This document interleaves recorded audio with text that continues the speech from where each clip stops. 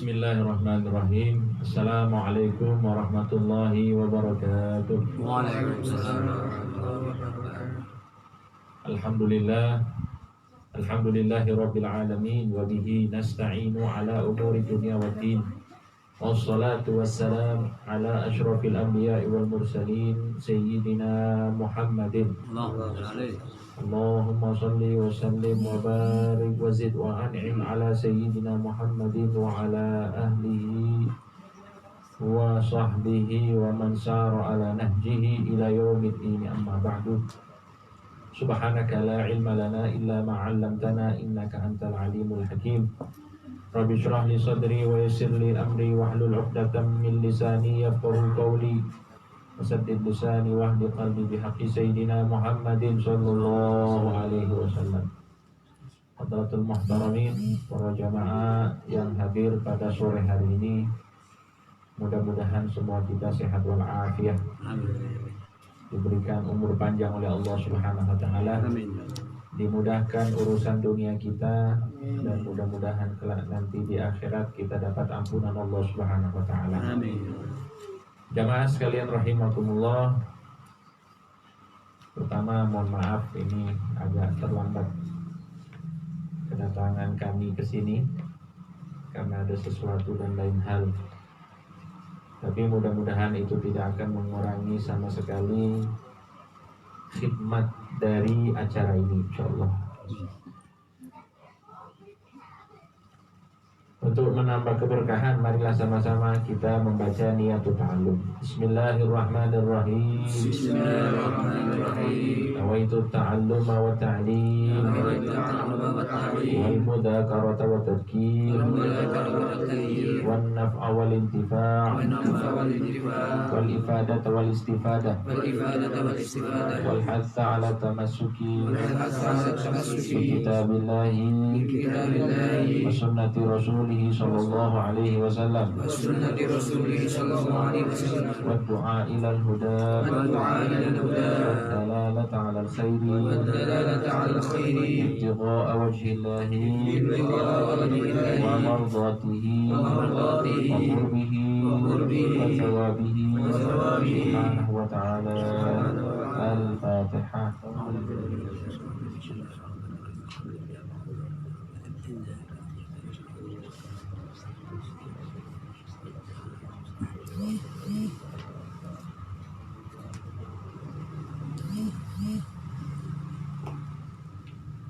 Bismillahirrahmanirrahim. Alhamdulillahirabbil alamin. Allahumma shalli wa sallim ala sayyidina Muhammadin wa ala ali sayyidina Muhammad.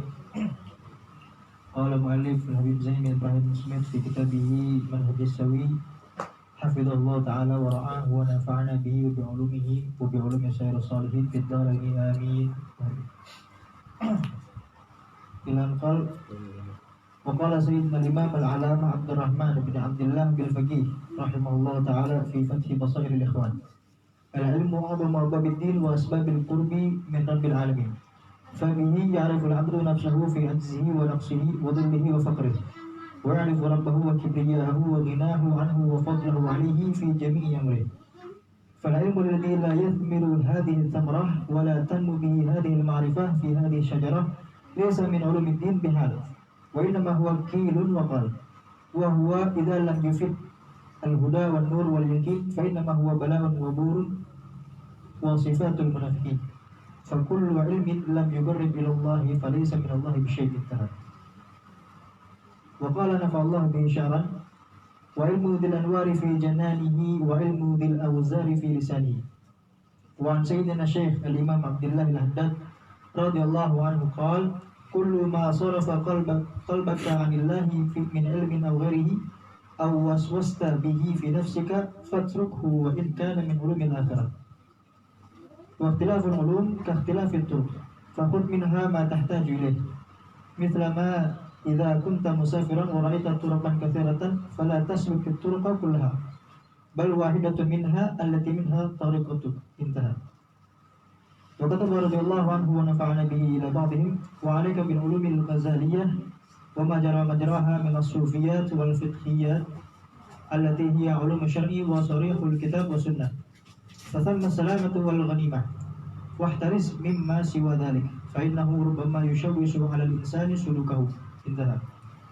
وقال سيدنا الإمام أحمد بن زين الحبشي نفع الله به: لا شك أن مطالعة كتب القوم كالغزالية أفضل من التقرب بنوافل العبادات لما فيها من التعريف بحال النفس ولما فيها من النفع المتعدي أيضا. انتهى. Bismillahirrahmanirrahim. Ini ada makalah dari Al-Habib Abdurrahman bin Abdullah bin Faqih. Dia termasuk murid juga dari Al-Habib Abdullah bin Al-Haddad. Di sini beliau mungkin sudah kita jelaskan kemarin tujuan-tujuan ilmu dan cara kita identifikasi mana ilmu manfaat, mana ilmu yang tidak manfaat. Nah, kalau kita tinjau, maka di sini beliau menjelaskan kepada kita bahwa ilmu manfaat itu yang bisa mengantarkan seseorang untuk lebih mengenali dirinya. Mengenali dirinya sebagai manusia, sebagai hamba Allah Subhanahu wa taala yang penuh kekurangan, yang sangat lemah, yang sangat hina di hadapan Allah Subhanahu wa taala. Setelah dia mengenali dirinya, maka dia akan mengenali siapa Tuhannya. Man 'arafa nafsahu faqad 'arafa rabbahu. Barang siapa yang mengenali dirinya, niscaya dia akan mengenal siapa Tuhannya. Karena pada dasarnya manusia itu diciptakan oleh Allah secara natural menjadi hamba. Sekuat apapun orang itu menjaga dirinya untuk tidak menjadi hamba, tetap dia akan menjadi hamba. Karena kita ini manusia ini hamba. Kalau kita tidak menyembah Allah, maka kita akan menyembah yang lain. Sehingga manusia seperti itu. Maka beruntung orang itu lahir diberikan hidayah oleh Allah Subhanahu wa taala menyembah Tuhan yang benar, yaitu Allah Subhanahu wa taala.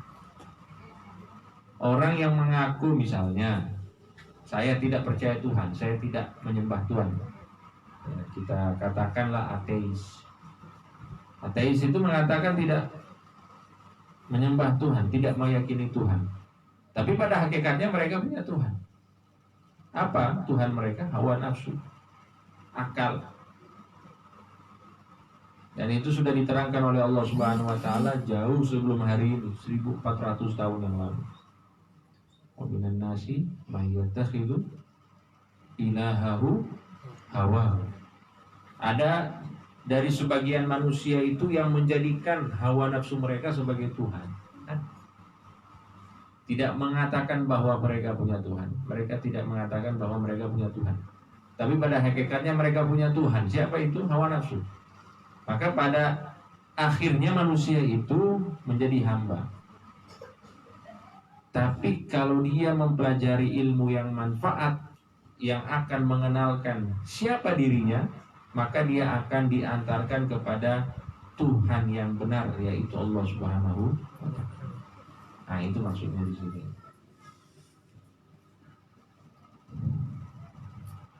Intinya orang kalau misalnya belajar, maka dia seharusnya lebih mengenal siapa dirinya. Kalau dia sudah lebih mengenal dirinya, maka dia akan kenali kekurangannya, kelemahannya, kehinaannya. Untuk itu salah satu tanda ilmu yang manfaat, orang itu tawadhu.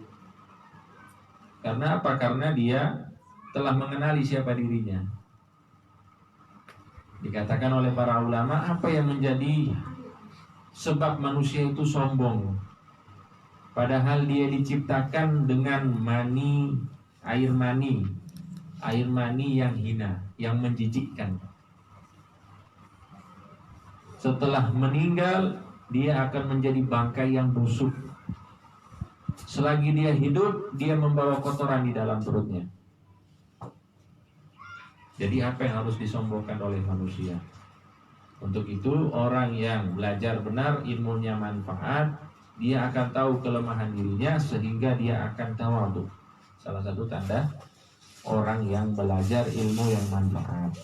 Dan juga akan menambahkan bagi dirinya hidayah, petunjuk. Ini kalau orang beriman itu kan sudah dikasih petunjuk kan. Tapi kenapa kita setiap kali sholat masih minta petunjuk terus? Ihdinas siratal mustaqim. Ya Allah, tunjukkanlah kami ke jalan yang lurus. Bukankah Allah sudah tunjukkan kita ini jalan yang lurus? Kita menjadi orang yang beriman. Tapi kenapa kita selalu minta kepada Allah? Apa yang kita minta dari Allah itu dua. Yang pertama, dawamul hidayah, agar hidayah ini tetap kita miliki. Yang kedua, ziyadah, tambahan hidayah. Kita sudah dapat hidayah, tapi kadang-kadang hidayahnya masih remang-remang.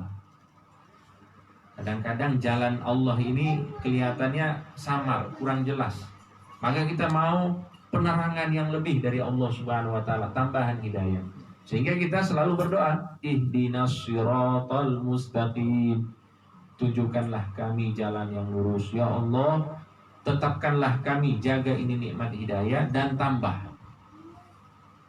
Ilmu yang manfaat itu akan menghasilkan itu. Dan nur, cahaya di dalam hatinya.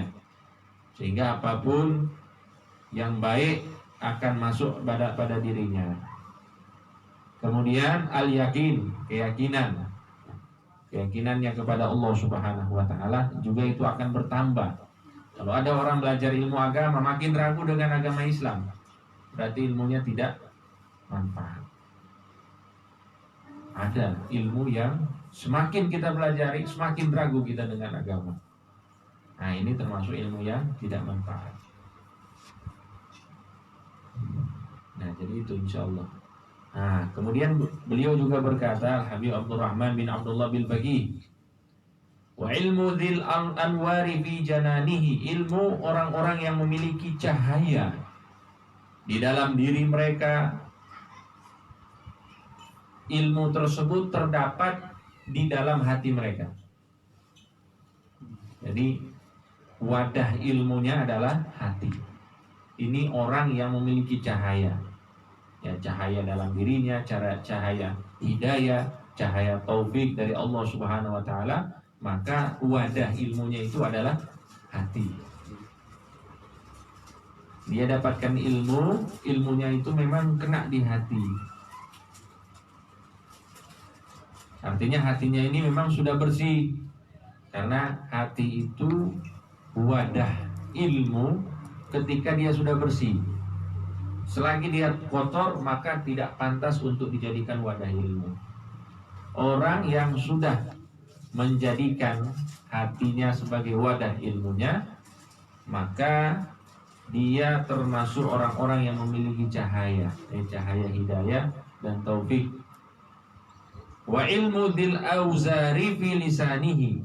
Adapun ilmu orang-orang yang banyak dosanya, wadahnya itu di lisan.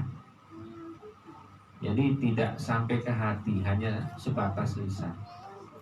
Hanya sebatas informasi yang dia sampaikan dan tidak membawa manfaat untuk dirinya. Contohnya apa? Contohnya ilmu tapi tidak bisa diamalkan sama sekali. Atau ilmunya itu tidak bisa memberikan manfaat kepada orang lain. Itu juga termasuk. Karena apa? Karena wadah ilmunya tidak tepat. Seharusnya di dada, di hati, jadinya cuma di lisan. Nah, kemudian juga Al-Habib Abdullah bin Al-Haddad menjelaskan kepada kita, segala sesuatu yang memalingkan hatimu dari Allah Subhanahu wa taala, baik itu ilmu ataupun yang lainnya, dan juga dia menambah was-was di dalam dirimu. Jadi ada ilmu ataupun yang lainnya, ketika kita pelajari, ketika kita amalkan misalnya, hati kita itu bukan lebih dekat kepada Allah, malahan makin menjauh, berpaling dari Allah. Dan diri kita ini makin was-was, makin ragu. Fatrukhu wa in kana min ulumil akhirah. Tinggalkan hal tersebut walaupun dia termasuk ilmu-ilmu akhirat. Kok ngaji bikin orang lebih jauh dari Allah? Ilmu yang kita pelajari bukan bikin kita lebih takut kepada Allah, bukan bikin hati kita lebih tenang. Ini malah bikin kita makin was-was, makin kurang yakin kepada Allah, makin berpaling hati kita dari Allah Subhanahu wa ta'ala. Maka ini ilmu yang tidak manfaat, meskipun itu ilmu akhirat. Meskipun yang kita pelajari ilmu-ilmu akhirat. Ilmu akhirat ya fikih, tafsir, hadis. Kok makin dipelajari kok makin was-was ini, makin ragu. Itu yang salah bisa satu dari dua. Misalnya ilmunya memang tidak cocok, belum waktunya kita pelajari, atau gurunya.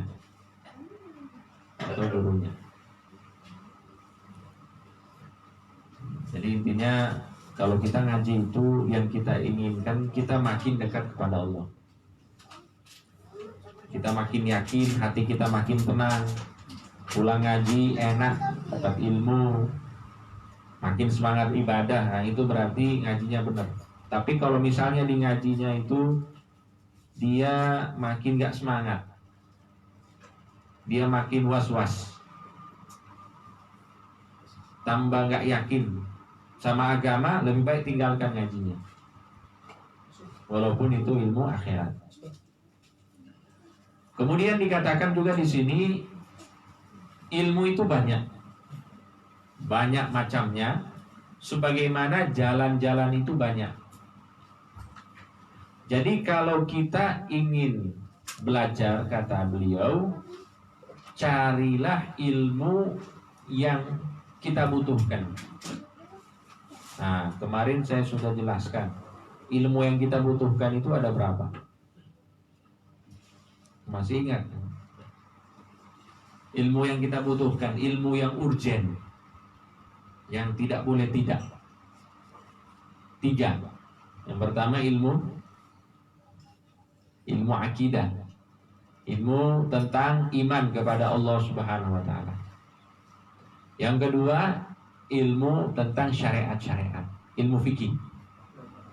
Yang ketiga, ilmu batin, atau yang kita kenal dengan ilmu tasawuf. 3 ilmu ini tidak boleh tidak, harus kita pelajari. Nah, ini ilmu yang kita butuhkan. Lebih dari ini tergantung. Kalau misalnya butuh lagi, ya silahkan. Kalau tidak butuh, ya cukup dengan apa yang kita butuhkan saja.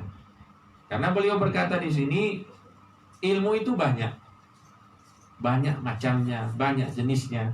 Maka pilihlah ilmu yang paling kamu butuhkan.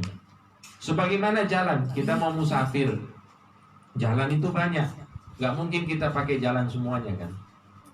Pasti kita pilih satu jalan untuk sampai kepada tujuan.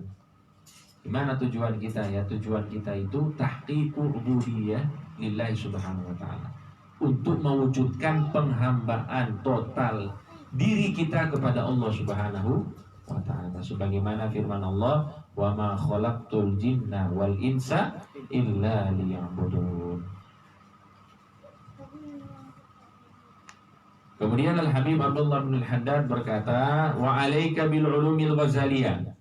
Seharusnya engkau, wahai orang-orang yang ngaji, mempelajari ilmunya Imam Ghazali. Ilmunya Imam Ghazali. Wa ma jara majraha min as-sufiyat wal fiqhiyat allati hiya ulum asy-syara' wa sharihul kitab wa sunnah. Ilmu Imam Ghazali dan siapa saja dari para ulama yang mirip dengan modelnya Imam Ghazali. Ya, modelnya Imam Ghazali ini beliau menggabungkan ilmu-ilmu syariat menjadi satu kesatuan. Di dalamnya ada akidah, di dalamnya ada fikih, di dalamnya ada tasawuf. Itu karangan-karangan Imam Ghazali ya seperti itu. Jadi beliau sangat menganjurkan kita untuk mempelajari ilmu-ilmunya Imam Ghazali dan yang semisal dengan Imam Ghazali. Contohnya kitab Ihya Ulumuddin. Ihya Ulumuddin ini kitab yang sangat luar biasa karena membahas secara lengkap tentang ilmu-ilmu yang kita butuhkan tentang agama. Dan bukan cuma itu, ilmu-ilmu Imam Ghazali ini ilmu-ilmu yang punya sandaran yang jelas dari Al-Quran dan hadis-hadis Nabi Muhammad Sallallahu Alaihi Wasallam. Jadi seperti itu. Kemudian murid beliau Al-Habib Ahmad bin Zain berkata, la syakka anna mutalatal kutubil qaum kal Ghazaliyah afdal min at-taqarrubi bi nawafil ibadat. Beliau berkata, tanpa diragukan lagi, membaca kitab-kitab para ulama, ya. Kalau kita pakai istilah kaum, kalau dalam kitab-kitab itu kaum itu artinya orang-orang ulama-ulama sufi. Kaum, kutubil kaum, maksudnya apa? Karangan-karangan kitab orang-orang sufi, ulama-ulama sufi. Tidak diragukan lagi dengan membaca kitab-kitab ulama-ulama sufi seperti Imam Ghazali lebih afdol daripada mendekatkan diri kepada Allah Subhanahu wa taala dengan ibadah-ibadah sunnah. Kita baca kitab, ngaji kitab-kitab ulama-ulama sufi semisal Imam Ghazali itu lebih afdol daripada ibadah-ibadah sunnah. Lebih afdol daripada sunnah-sunnah, bukan daripada wajib ya, daripada sunnah-sunnah. Untuk itu, ini contoh saja. Rawatib itu kan sehari berapa? Sunnah rawatib, qobliyah, ba'diyah, jumlah semuanya ada berapa? Yang rawatib ya, yang memang sangat ditekankan oleh Nabi Muhammad SAW. Yang disebutkan dalam sebuah hadis, barang siapa yang menjaga sholat tersebut, maka Allah akan berikan kepadanya istana di surga kelak. Qobliyah ba'diyah itu ada 12. Ada 12. Yang pertama qobliyah subuh. Yang kedua qobliyah zuhur. Gak ada ba'diyah subuh ya. Qobliyah zuhur itu ada 4. Qobliyah zuhur ada 4. Berarti sudah 6. Kemudian ba'diyah zuhur sudah 8. Kemudian ba'diyah maghrib. Qobliyah asar ada tapi bukan muakkadah, bukan rawatib, bukan termasuk rawatib.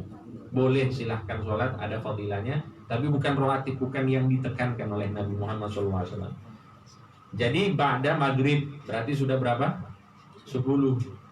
Kemudian ba'da isya. Nah ini termasuk sunnah rawatib yang sudah disampaikan oleh Nabi Muhammad SAW. Man shallahunna bunyalahu qasrun fil jannah. Barang siapa yang menjaga 12 sholat ini, maka Allah akan bangunkan baginya istana di surga kelak. Nah ini sunnah-sunnah muakkadah. Artinya kalau ada qobliyah ba'diyah selain ini, dia sunnah tapi bukan muakkadah. Contohnya apa? Qobliyah isya. Silahkan qobliyah isya bisa. Qobliyah maghrib bisa. Qobliyah asar bisa. Nah ini termasuk sunnah tapi bukan muakkadah. Nah jadi saya mau cerita sedikit. Kita dulu pas masih ngaji itu di Sudan, kita ngaji itu setiap ba'da maghrib sampai isya. Itu antara maghrib dan isya tidak ada yang istilahnya sholat qobliyah isya. Ya pada maghrib sholat qobliyal maghrib. Setelah itu kita ngaji sampai azan. Selesai azan, lanjut lagi pengajiannya. Kalau bukan lanjut, dia tanya jawab. Gurunya itu tidak menganjurkan untuk sholat qobliyah. Karena kenapa? Karena ngaji itu lebih afdol daripada ibadah sunnah. Karena ngaji itu kenapa dia lebih afdol? Li'annahu al-khairu al-muta'addi. Kebaikannya itu luas. Sedangkan ibadah itu ibadahnya kebaikannya itu al-khairul qasir. Kebaikannya itu hanya sebatas individu. Ya orang sholat sunnah untuk dirinya. Tapi kalau ilmu manfaat untuk dirinya bisa dia ajarkan kepada orang lain. Nah itu alasannya. Mudah-mudahan manfaat. Amin. Ini insya Allah kita akan mulai membaca kitab tentang fikih puasa. Ya, mengingat puasa ini kan sudah gak lama lagi insya Allah. Bulan Rajab ini mungkin beberapa hari lagi kita akan masuk tanggal 13 Februari kalau nggak salah. 13 atau 12? 14 ya. 14 Februari sudah masuk Rajab. Dan termasuk amalan Nabi Muhammad SAW sudah masuk bulan Rajab, banyak doa. Allahumma barik lana fi Rajab wa Sya'ban wa ballighna Ramadan. Intinya memang sudah siap-siap. Segala sesuatu yang dipersiapkan insya Allah matang, hasilnya memuaskan. Nah kita juga punya keinginan, insya Allah sama-sama mempersiapkan diri menyambut bulan suci Ramadan. Nah, salah satu persiapan yang kita lakukan insya Allah dengan ngaji fikih puasa.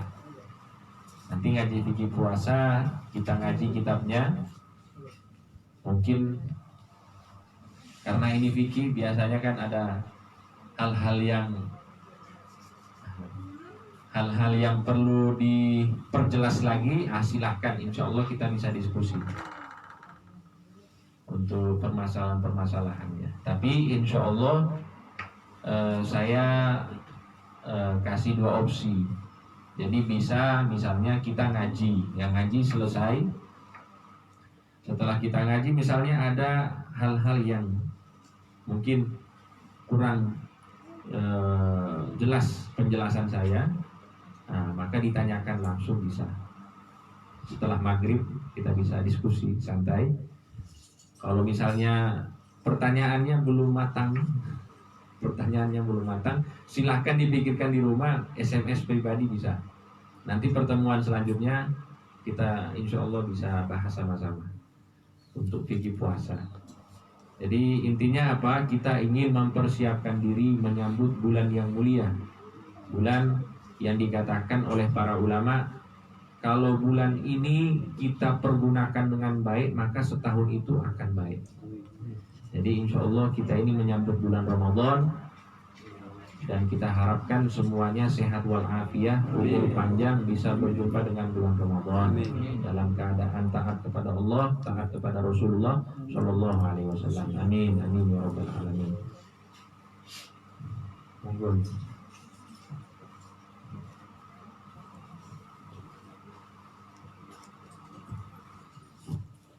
Jadi kita akan baca kitab At-Taqriratus Sadidah fil Masalihil Mufidah, karya muridnya Habib Zain bin Ibrahim bin Smith, Habib Hasan bin Ahmad Al-Kaf. Penulis kitab ini sudah ketemu sama Ustaz Irfan, sudah ya? Sudah pernah ketemu langsung kan? Nah, ini sudah pernah ketemu langsung. Nanti kita ambil ijazah dari beliau.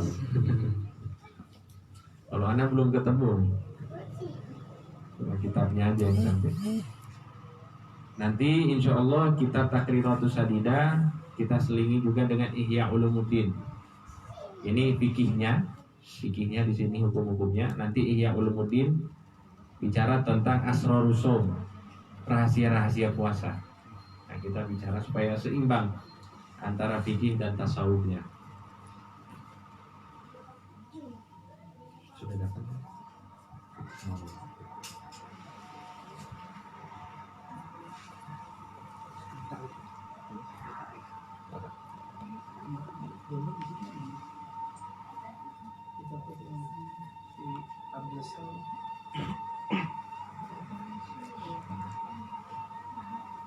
Bismillahirrahmanirrahim. Qul Ibrahim wa ta'ala wa nafa'ana bihi wa ulumi. Nabi Asmari Bitarin Amin. Bismillahirrahmanirrahim. Kitabus Syami.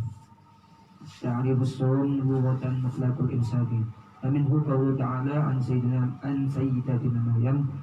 A'udzu billahi minasyaitonir rajim. Inni nadartu lirrahmani shawman falan ukallima al-yawma insiya. Ay nadartu imsakan 'anil kalam. Wa minhu qawlu syair yasiru ma'arikah khairun siyaman wa khairun ghairu salimah tahta al-'adad wa ukhra ta'alluqul rujuman syar'an al-imsak an jami'il mufattirat min tulu'il fajri ila ghurubi syamsi niyatin makhsusatin. Al-aslu fihi qawlu ta'ala a'udzu billahi minasyaitonir rajim bismillahirrahmanirrahim ya ayyuhalladzina amanu kutiba 'alaikumus siyam kama kutiba 'alal ladzina min qablikum la'allakum tattaqun. Waktu farubihi furida fi sanati tsaniyah min al-hijrah fi syahri Sa'ban. Wa qad shoma Rasulullah sallallahu alaihi wasallam tis'a ramadhanat kullaha nawaqis ay tis'atan wa 'ishrina yawman illa wahidan fatamil. Syahrul Ramadan wa syahrul tasi' min asy-syuhur al-arabiyyah wa huwa afdalus syuhur. Asumya Ramadan qila li'annahu 'indama wada'a al-arab asma' asy-syuhur wa faqa hadha asy-syahru shiddatul harri fasammu Ramadan min ar-ramdha ay shiddatul harri wa qila li'annahu yarmidhu dhunuba ay yahriquhu. Bismillahirrahmanirrahim. Wallahu rahimahullah ta'ala wa nafa'ana bihi wa bi ulumi wa bi salihin fi darin amin. Nah, di sini pembahasan tentang kitab siam atau saum, kitab puasa ya. Ini saya yakin jamaah semua sudah hatam lah.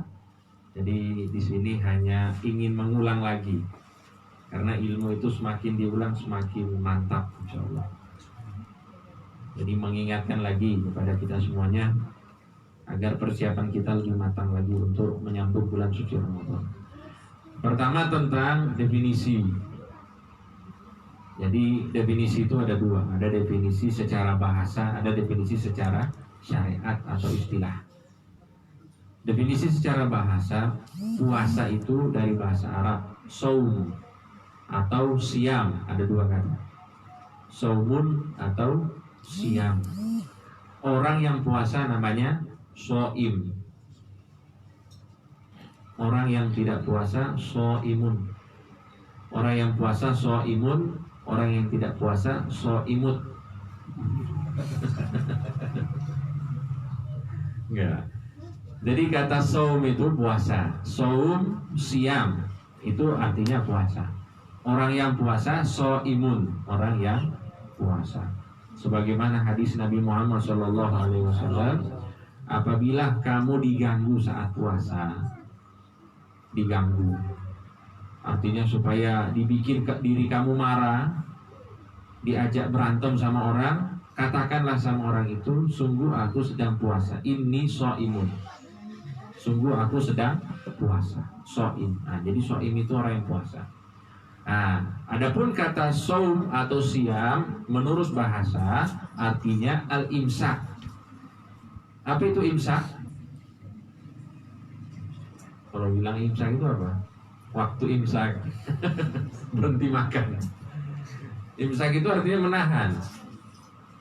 Maksudnya sudah waktu imsak artinya ya sudah waktu untuk menahan, nggak boleh makan lagi. Nah, jadi puasa itu artinya menahan. Menurut bahasa, as-shaum menurut bahasa adalah al-imsak. Sebagaimana ibu Nabi Isa alaihissalam, Siti Maryam, beliau itu saat melahirkan Nabi Isa alaihissalam, Nabi Isa lahir itu kan tanpa ayah. Sedangkan Siti Maryam belum pernah menikah, jadi melahirkan dalam keadaan perawan. beliau itu takut pulang ke kampungnya. Kenapa takut? Karena takut dituduh. Ini kok perempuan tiba-tiba nggak nikah bawa anak. Sehingga apa? Diperintahkan oleh Allah Subhanahu wa taala untuk tidak bicara. Untuk itu hikayat dari apa yang disampaikan oleh Siti Maryam, beliau berkata yang dihikayatkan di dalam Al-Qur'an, Inni nadartu lirrahmani sauman falan ukallimal yawma insiya. Sungguh aku telah bernazar kepada Allah Subhanahu wa taala untuk puasa, untuk saum. Saum itu puasa, untuk puasa. Falan ukallimal yawma insiya. Maka aku hari ini tidak akan berbicara dengan manusia siapapun dia. Nah, di sini Siti Maryam yang dia maksud dengan saum, apa artinya? Di sini dikatakan oleh para ulama, saya bernazar kepada Allah untuk menahan diri supaya tidak berbicara dengan orang. Jadi bukan puasa menahan lapar dahaga, bukan, tapi menahan diri untuk tidak bicara dengan orang. Jadi kata saum itu bisa berarti menurut bahasa menahan. Menahan apapun. Saum. Dan akhirnya apa kisahnya itu? Kisah Siti Maryam. Akhirnya kan Siti Maryam bawa Nabi Isa alaihissalam. Orang-orang mulai bicara, kenapa kamu punya anak? Kenapa? Siti Maryam gak mau bicara karena sudah nazar kepada Allah untuk tidak bicara. Akhirnya yang bicara siapa? Nabi Isa alaihissalam. Qala inni abdullah. Jadi bayi ngomong dia.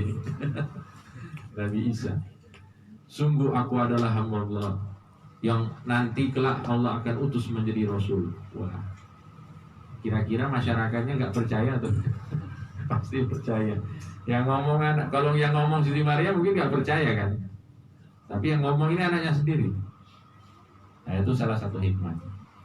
Intinya di sini kita mengambil pelajaran bahwa saum ataupun siam menurut bahasa adalah menahan secara umum. Nah, adapun menurut istilah syariat, puasa ialah atau saum adalah al-imsaku an muftirat an jami'il mufattirat. Puasa itu ialah menahan diri dari segala yang membatalkan puasa, min tulu'il fajri ila ghurubi syams. Dari terbitnya matahari sampai terbenamnya matahari, biniyatin maksusatin, dengan niat khusus. Jadi kalau ada orang yang menahan diri dari hal-hal yang membatalkan puasa, tapi bukan dari terbit sampai terbenam matahari, puasa anak-anak misalnya setengah hari, itu menurut syariat puasa tidak? Bukan puasa. Karena apa? Karena puasa itu harus dari terbit matahari sampai terbenam matahari. Tapi untuk anak-anak gak apa-apa lah buat latihan. Kita namakan puasa, tapi menurut syariat bukan seperti itu. Biniyatin maksusoh, harus ada niat khusus. Harus ada niat khusus, ya, niat puasa. Kalau dia puasa wajib, maka niatnya juga khusus. Ya, kalau kita biasanya ba'da tarawih atau ba'da witir itu langsung niat kan? Nawaitu shauma ghadin an ada'il fardhi syahri ramadhana hadhihi sanati lillahi ta'ala. Ini niat yang paling bikin rindu. Daripada banyak niat yang paling bikin rindu nih. Nawaitu shauma ghadin. Insyaallah kita semuanya dapat niat. Nah, kemudian langsung masuk ke al-aslu fihi. Apa yang menjadi dasar hukum puasa di dalam syariat Islam? Pasti kita semuanya tanpa terkecuali sudah hafal ini ayat. Karena dari awal Ramadan sampai akhir Ramadan dibaca terus. Apa ayatnya? Allah Subhanahu wa taala berfirman, "Ya ayyuhalladzina amanu kutiba alaikumusiyam kama kutiba alal ladzina min qablikum la'allakum tattaqun." Nah, ini dasar hukumnya. Kutiba alaikum, telah diwajibkan kepada kalian puasa sebagaimana diwajibkan atas orang-orang sebelum kalian.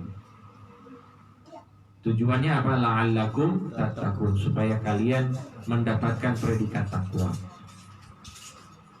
Nah, di sini ada sedikit faedah ilmu jamaah sekalian disebutkan oleh para ulama. Kenapa perlu atau apa yang menjadi apa yang menjadikan Allah itu perlu menyampaikan kepada kita bahwa puasa ini juga termasuk syariat terdahulu. Kenapa nggak langsung kayak sholat? Ya ayyuhalladzina amanu aqimus sholah misalnya, ya kan? Ya, wahai orang yang beriman, dirikanlah sholat langsung. Tapi kok di sini disebutkan diwajibkan kepada kalian puasa sebagaimana diwajibkan kepada orang-orang sebelum kalian. Kenapa harus menyebutkan orang-orang sebelum kalian? Di sini para ulama berkata karena puasa itu ibadah yang berat. Ibadah yang berat kalau misalnya hanya dibebankan untuk umat Nabi Muhammad SAW, rasanya nanti umatnya ini banyak mengeluh nanti. Masa cuma kita gitu kan? Bahasanya gitu loh. Masa cuma kita? Maka Allah bilang bahwa umat-umat terdahulu juga berpuasa. Ya kita itu seperti itu manusia. Ketika kita mendapatkan sesuatu yang buruk sendiri, itu sakitnya lebih daripada mendapatkan keburukan sama-sama. Atau beban kalau ditanggung sendiri, iya kan? Beban sendiri itu jauh lebih berat daripada beban bersama-sama. Misalnya beginilah, ini masa-masa pandemi ini kan banyak PHK misalnya. Ada yang di PHK. Wah, saya di PHK dari kantor. Tapi ketika dia tahu yang teman-temannya yang lain juga di PHK, itu akan berkurang bebannya. Kan begitu kan, manusia. Tapi kalau dia satu-satunya yang di PHK itu berat sekali, galau minta ampun. Nah, maka perlu disebutkan di sini kama kutiba 'alal ladzina min qablikum la'allakum tattaqun. Dan untuk lebih meringankan ibadah puasa ini Allah sebutkan lagi ayyaman ma'dudat, hari-hari yang bisa dihitung. Maksudnya puasa ini gak lama gitu, cuma sebulan. Hari-hari yang bisa dihitung. Itu sebenarnya hiburan untuk kita supaya lebih semangat lagi dan lebih tegar lagi untuk menjalani ibadah puasa. Nah, jadi ini ya nanti insya Allah kita bahas lagi lah kalau ada faedah-faedah yang lain tentang puasa. Kemudian tadi dalilnya, dalil dari Al-Quran, dari hadis juga banyak. Dan puasa ini termasuk rukun Islam, yang mana kalau orang Muslim wajib dia puasa.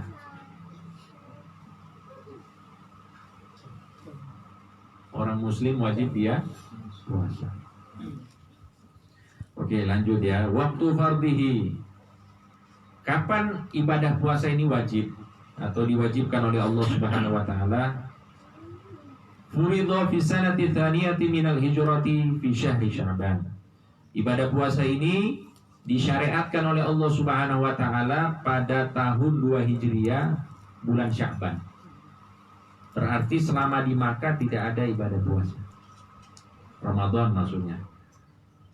Pertanyaannya, sebelum Ramadan puasa apa? Ini PR lah. Apa kira-kira? Ini untuk mengingat-ingat lagi. Sebelum Ramadan itu ada puasa apa? Selama di Makkah apakah Nabi Muhammad pernah puasa? Kalau ada, puasanya apa? Nanti hijrah ke Madinah, tahun pertama belum ada puasa.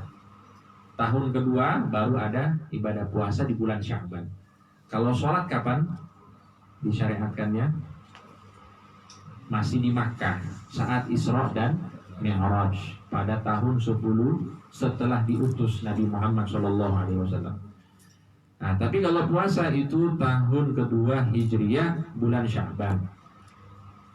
Dan dikatakan di sini bahwa Nabi Muhammad SAW puasa Ramadan selama atau sebanyak 9 kali. Artinya 9 tahun Nabi Muhammad itu puasa Ramadan. Karena tahun 11 Hijriah Nabi Muhammad meninggal dunia. Jadi 9 kali Nabi Muhammad puasa Ramadan. Dan semua hari-hari puasa Nabi Muhammad SAW hari ganjil. Hari ganjil itu maksudnya 29. Karena bulan Hijriah itu kalau bukan 29, 30. Semuanya ganjil kecuali 1. Jadi selama 9 tahun berpuasa itu puasanya 29 hari, kecuali salah satu dari 9 tahun itu 30. Nah, ini disebutkan oleh para ulama kita. Nah, kemudian itu untuk waktunya, waktu disyariatkan. Kemudian bulan Ramadan. Apa itu bulan Ramadan? Dikatakan huwa syahru tasi'u minasyuhuril arabiyyah. Bulan Ramadan adalah bulan ke-9 dari bulan Hijriah.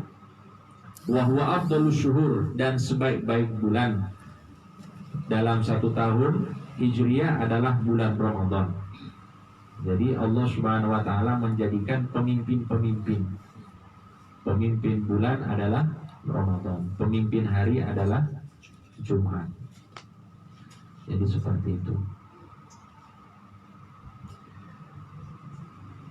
Wa summiya Ramadan, dan kenapa bulan ini dinamakan Ramadan? Dikatakan li'annahu indama wada'al Arab asma' asy-syuhur wa faqa hadha syahru syiddatal har. Katanya bulan Ramadan ini kenapa namanya Ramadan? Ramadan itu katanya diambil dari kata romdo. Romdo itu adalah panas. Waktu yang panas ataupun daratan yang panas, cuaca yang panas namanya romdo. Sehingga dinamakan Ramadan. Jadi saat peletakan istilahnya apa ya? Penulisan kalender Hijriah oleh orang Arab dulu, bulan Ramadan ini kok tepat dengan cuaca yang panas, sehingga dinamakan Ramadan. Tapi kan Ramadan itu nggak selalu panas, karena ya maju terus. Kadang-kadang yang musim dingin, yang musim hujan, ya Ramadan, karena dia jalan. Tapi pada saat peletakan untuk tahun Hijriah itu, bulan Ramadan bertepatan dengan musim panas, gitu. Maka dinamakan Ramadan. Ramadan artinya panas. Ada juga yang mengatakan bahwa Ramadan itu dinamakan Ramadan li'annahu yarminud dzunub. Karena bulan Ramadan itu artinya panas, membakar. Maka orang-orang yang mengamalkan ibadah di bulan Ramadan, dosa-dosanya akan terbakar. Artinya akan dihapus dan diampuni oleh Allah Subhanahu wa taala. Nah, itu alasan kenapa bulan Ramadan ini namanya Ramadan. Pertama dilihat dari kalender ya. Peletakan pertama kalender, namanya ini sesuai dengan cuaca saat itu yang panas. Yang kedua maknanya karena bulan Ramadan ini dosa-dosa itu dibakar. Ya, dengan dibakar, tapi maksudnya diampuni oleh Allah Subhanahu wa taala. Baik, insyaallah jelas ya.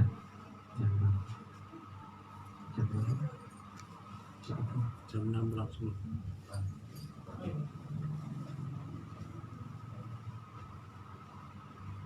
Satu baca dulu. Bismillahirrahmanirrahim. Fadilatus shaum. Al-ayat wal ahadits katsiratun fi dzalika, faminha qauluhu ta'ala a'udzu billahi minasyaitonir rajim kulu washrabu hani'an bima aslaftum fil ayyamil khaliyah wa qulu was-sha'imina was-sha'imati wal hafidhina furujahum wal hafidhati wadh-dhakirina Allah katsiran wadh-dhakirati a'adda Allahu lahum maghfiratan wa ajran 'azima. ففي الحديث القدسي عن الله تعالى أنه قال كل حسنات بعشر أمثالها إلى 700 ضعف إلا الصيام فهو لي وأنا أجزي به. وفي الحديث من صام يوما في سبيل الله باعد الله منه جهنم مسيرة 100 عام. وفي الحديث أيضا للصائم فرحتان إذا أفطر فرح وإذا لقي الله فرح بصومه. وفي الحديث كذلك صمت الصائم تسبيح ونومه عبادة ودعاؤه مستجاب وأعماله مضاعفة الصيام جنة وحسن حسين من النار. Ya, kita baca sedikit ini tentang keutamaan puasa. Ini sudah sering lewat. Tapi di sini insya Allah kita ingatkan lagi sama-sama apa yang menjadi fadilah dan keutamaan dari puasa. Ini puasa secara umum, mau puasa Ramadan ataupun yang lain. Allah Subhanahu wa taala berfirman di dalam Al-Qur'an, "Kulu washrabu hani'an." Makan dan minumlah dengan tenang. Ini Allah firmankan kepada para penghuni sorga. Kulu washrabu hani'an. Makan dan minumlah kalian dengan tenang, bima aslaftum fil ayyamil khaliyah. Berkat apa-apa yang telah kalian lakukan atau yang kalian lakukan di hari-hari dulu kalian di dunia. Maksudnya apa ini? Dikatakan oleh para ulama, hari-hari tersebut ialah hari-hari berpuasa. Jadi karena kalian berpuasa, senang puasa, silahkan di sorga makan sepuasnya, minum sepuasnya. Ini fadilah yang pertama. Yang kedua, Allah Subhanahu wa taala berfirman, "Was-shaimina was-shaimat." Laki-laki dan perempuan yang berpuasa, wal hafizina furujahum wal hafizat. Laki-laki dan perempuan yang menjaga kemaluannya, tidak berzina. Wadzakirinallaha katsiran wadzakirat. Dan laki-laki serta perempuan yang selalu berzikir kepada Allah, a'addallahu lahum maghfirah. Allah siapkan bagi mereka maghfirah, ampunan, wa ajran azimah. Bukan hanya ampunan, tapi balasan yang agung dari Allah Subhanahu wa taala. Ini termasuk orang yang puasa. Orang yang puasa, orang yang jaga kemaluannya, orang yang banyak zikir, Allah janji kelak nanti dapat balasan berupa ampunan dan juga ganjaran yang besar dari Allah Subhanahu wa taala. Begitu juga di dalam hadis qudsi yang sering kita dengar, yang mana Allah Subhanahu wa taala berfirman, setiap kebaikan itu akan dibalas 10 sampai 700 kali lipat. Jadi misalnya kita bikin ibadah kita itu seharusnya dapat 1 pahala, tapi bagi Allah dilipat gandakan menjadi 10. Bisa juga menjadi 700 kali lipat. Bisa juga bisa lebih daripada itu. Tergantung keimanan. Yang sudah saya contohkan dari dulu. Ya, beda antara orang yang kerjaannya biasa-biasa dengan orang yang sudah level tinggi. Orang yang sudah level tinggi, tanda tangan itu bisa miliaran yang keluar, kan? Tapi kalau orang yang biasa-biasa aja kerja, seharian kerja ya gajinya gitu-gitu aja. Begitu juga di dalam keimanan. Orang yang makin tinggi keimanannya kepada Allah, sedikit amalan yang dia lakukan, tapi lipat ganda dari amalannya itu besar. Nah, untuk itu Allah berfirman di sini, bisa 10, bisa juga sampai 700 kali lipat, bisa juga lebih daripada itu. Kecuali puasa, kata Allah, karena puasa itu adalah milikku dan aku sendiri yang akan membalasnya. Jadi Allah nisbatkan puasa pada dirinya. Allah nisbatkan puasa pada dirinya. Padahal semua ibadah kita lakukan untuk Allah. Tapi kenapa puasa ini dikatakan puasa ini adalah milikku? Berarti spesial. Sebagaimana semua yang ada di muka bumi ini milik Allah. Tapi kenapa ada istilahnya Baitullah, rumahnya Allah? Bukannya ini juga rumahnya Allah. Tapi kenapa itu dinamakan Baitullah? Karena spesial. Semua ibadah spesial, bagus, milik Allah. Tapi kenapa puasa dinisbatkan pada dirinya berarti lebih spesial? Nah itu, nanti kita akan jelaskan itu, insya Allah. Kemudian di dalam sebuah hadis Nabi Muhammad SAW bersabda, barang siapa yang puasa 1 hari di jalan Allah Subhanahu wa taala, artinya karena Allah, ikhlas karena Allah Subhanahu wa taala, maka Allah akan jauhkan dirinya dari neraka yang mana jaraknya itu seperti 100 tahun perjalanan. Dalam riwayat lain sab'ina kharifan, 70 tahun. Perjalanan 70 tahun. Jadi kita bisa bayangkan satu hari puasa, kita niatkan ikhlas karena Allah, kita akan makin jauh lagi dari api neraka. Nah, ini termasuk fadilah. Kemudian juga disebutkan oleh Nabi Muhammad SAW, orang yang puasa itu punya dua kebahagiaan. Kebahagiaan pertama saat dia buka, apalagi bukanya makanannya macam-macam. Di sini kalau buka enak. Nggak pernah saya soalnya buka di Jogja. Lockdown kemarin.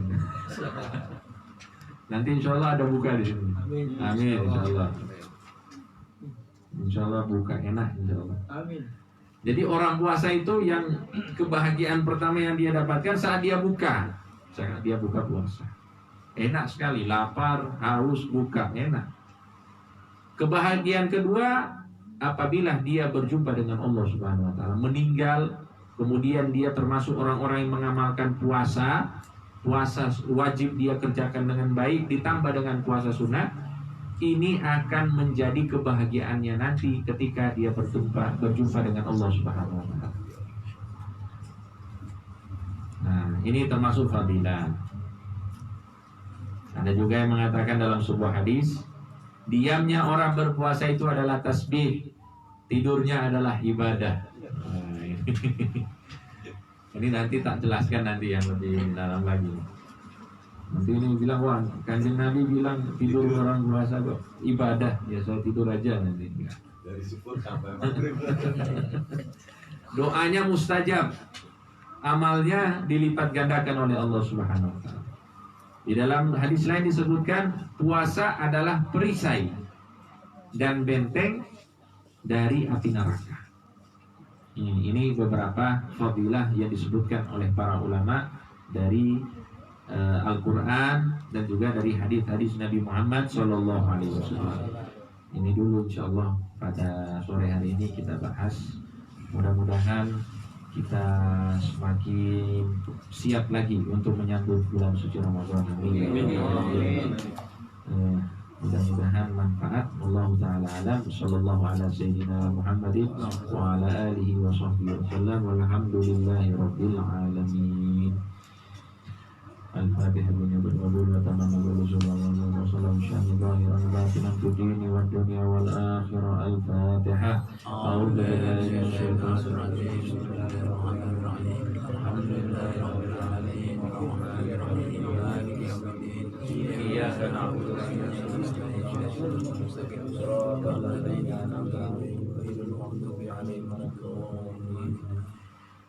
اللهم صل وسلم على سيدنا محمد مفتاح باب رحمة الله عدد ما في علم الله صلاة وسلاما دائمين بدوام ملك الله وعلى آله وصحبه. اللهم اجعل في طاعتك فرحي وسروري وفي مرضاتك جميع أموري.